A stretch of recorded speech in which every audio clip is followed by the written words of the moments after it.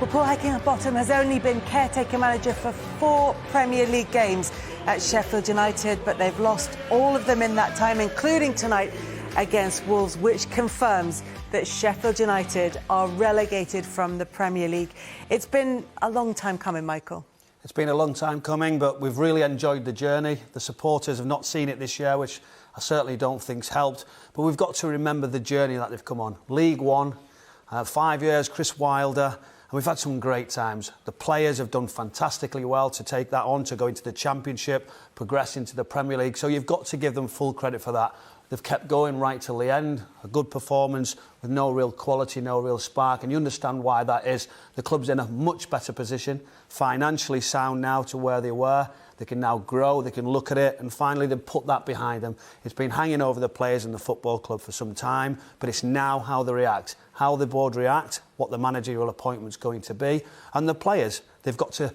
It's gone now. They've enjoyed it. Can they do it again? Can they reproduce? Can a couple of more players come in? It's a very disappointing day, but overall, I think you've got to say it's been, a successful campaign for the football club. So you're overall. saying that the decisions need to be made quickly. What kind of things do they need to get in place? Because they want to bounce back straight away, of course. Well, it's going to be recruitment. It's going to be, you wouldn't imagine there's going to be tons of players coming in. They've got a good enough squad to go into the Championship. There will be 1 or 2 for sure. Who's the manager going to be? And if I'm a manager looking at Sheffield United now, I'd be thinking, I just want to wait a little bit of time, get the relegation out of the way, then the last couple of clubs, if he's not in a job, if they've already got their eye on somebody, if you can't do it, then you simply can't do that. So if they can have that option of a couple of weeks in the job to go and learn, see what it's about, but they've got to also improve the training ground, still give the right funds and the right recruitment in a balanced way, and hopefully they're going to do that now with what's been put in place so far. There's debate as to whether or not it was the right time for Chris Wilder to go, and of course, along with this season, there are the preceding seasons in which he had so much success with Sheffield United. All of that taken into consideration, he's a difficult man to replace at the club because of his involvement at every level. For sure, he brought a team spirit, a style of play that we were all questioning, where did we get this from? And he tried with a back 4 in a pre-season game, a couple of games into his League One campaign. He brings in a back 5, a style that they've stuck with and got better. Players come in and joined that journey as well.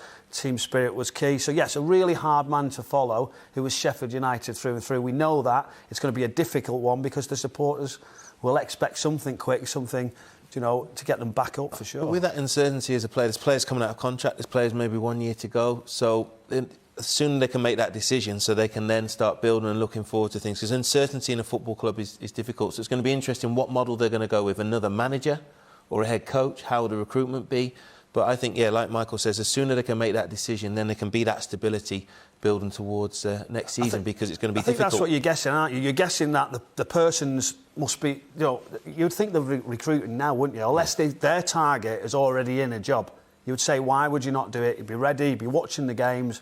But the relegation, I think, is also something you wouldn't want to do. Use it as a mini pre-season even. Get some work into them, maybe some little ideas and looking at it. So I think sooner rather than later they need to make that decision, because we all know, as players, he didn't like that uncertainty. Some of the staff in the background as well, goalkeeper coaches, people like, will he come in with whole new staff or will he have to inherit staff? So there's so many decisions that are going to be made, and I think for the players and everyone at Sheffield United, it's over now. Everyone knew it was coming, and they've really got to start building, because it won't be easy to get back out of the Championship at first attempt.